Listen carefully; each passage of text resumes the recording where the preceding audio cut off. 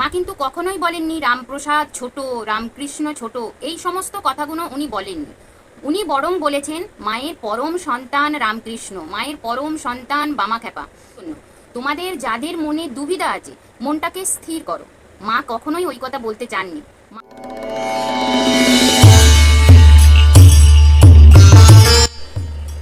জয় কৃষ্ণকালী মায়ের জয়, জয় মঙ্গলা মায়ের জয়।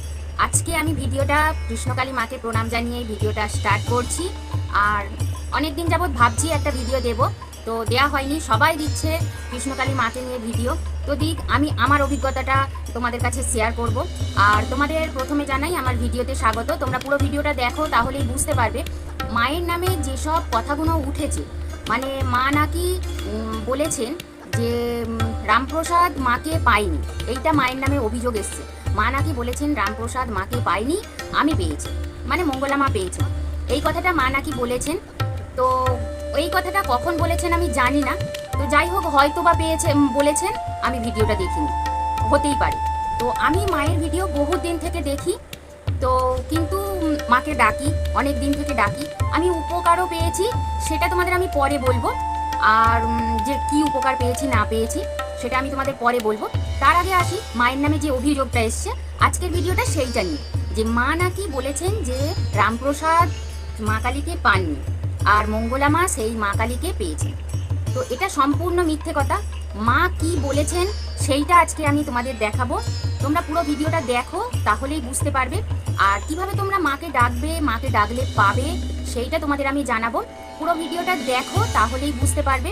আর একটা ছোট্ট ভিডিও দেবো, তোমরা আশা করি আমার সাথে থাকবে, পাশে থাকবে। আর সবাই একটা লাইক দিয়ে দেখবে।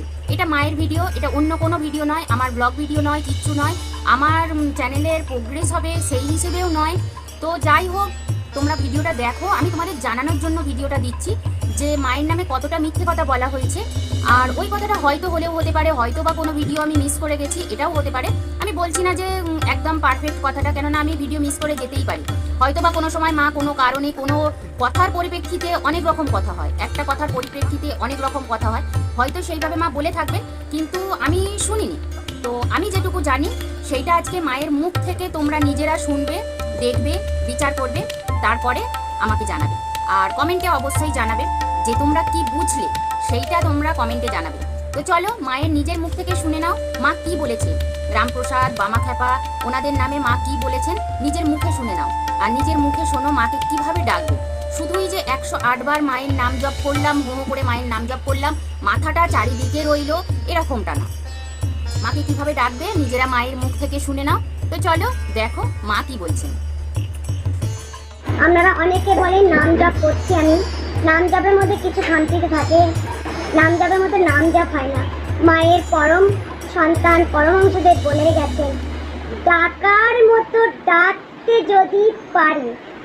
ভালো করে বুঝুন আমি কি বলতে চাইছি। আপনারা ডাকেন, সেই ডাকাটা মায়ের কান পর্যন্ত পৌঁছায় না।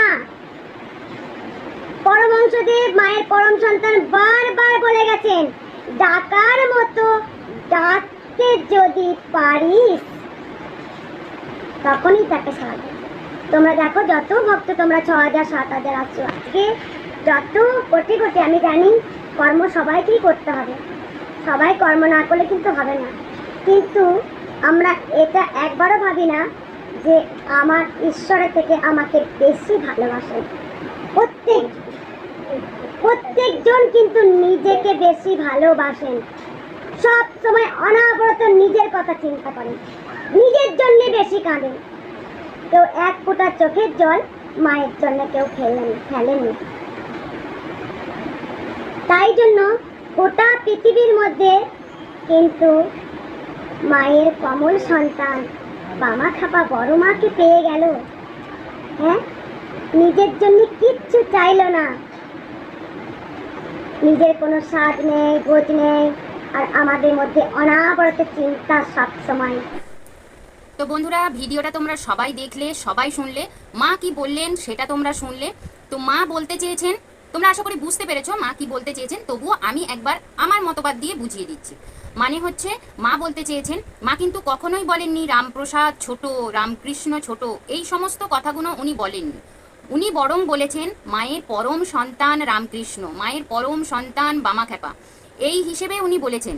তাহলে উনি কখনোই বলতে পারেন না যে আমি মাকে পেয়েছি, রামকৃষ্ণ মাকে পাননি।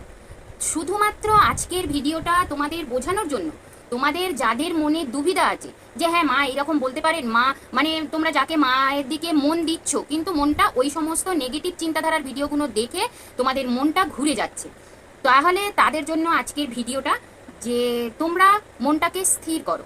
মা কখনোই ওই কথা বলতে চাননি, মা কিন্তু ওনাদের সম্মান দিয়েই কথা বলেছেন।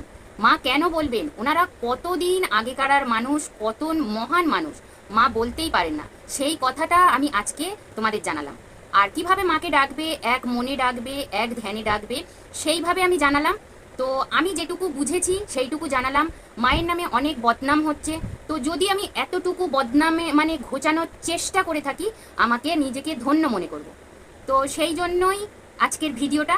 তো তোমরা মন দিয়ে দেখলে আশা করি ভালো লাগলো। আর তো তোমরা উপকার পাবে, সবাই মাকে স্মরণ করো, উপকার পাবে। আর আমি কি কি উপকার পেয়েছি মায়ের, তোমরা যদি এতটুকু জানতে চাও প্লিজ কমেন্টের মাধ্যমে জানিও, তাহলে আমি জানাবো আমি কি কি উপকার পেয়েছি। অনেকে খুব মানে কাছাকাছি সময় থেকে হয়তো বা 1 সপ্তাহ 2 সপ্তাহ মাকে ডাকছে, উপকার পেয়েছে, অনেকে অনেক ভিডিও দিয়েছে, কিন্তু আমি ভিডিও দিইনি আগে। আমি আগাগোড়াই তোমাদের বলে থাকি, আমি পুজো করি যখন, আমি কিন্তু ভিডিও দিই না।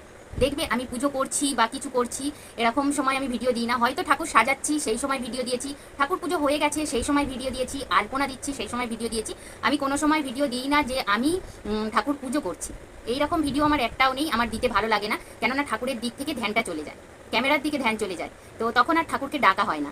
তো তার জন্য আমি ক্যামেরা অফ করে পুজো করি, অফ মানে পরে অন করে তোমাদের দেখাই। তো যাই হোক, আমি যা করি তাই করি, কিন্তু আমি কি পেয়েছি সেটা তোমাদের যদি জানতে হয় আমায় প্লিজ কমেন্ট বক্সে বলো যে তোমরা জানতে চাও, তাহলে আরেকদিন আমি কৃষ্ণকালী মায়ের ভিডিও দেব, সেদিন হচ্ছে তোমাদের জানাবো যে আমি কি পেয়েছি। বা মা আমার কমেন্টের রিপ্লাই দিয়েছেন, উনি আমার কমেন্টের রিপ্লাই দিয়েছেন, সেটাও আমি জানাবো। বহুত দিন আগের একটা ভিডিও, তোমাদের ভিডিওটা সম্বন্ধেও জানাবো। তো চলো যাই হোক, আর ভিডিওটা দেখাবো, ওই ভিডিওটায় গিয়ে লিঙ্ক দেখে নেবে আমি কি কমেন্ট করেছি না করেছি। তো যাই হোক, চলো আজকের মতো এইটুকুই, নমস্কার।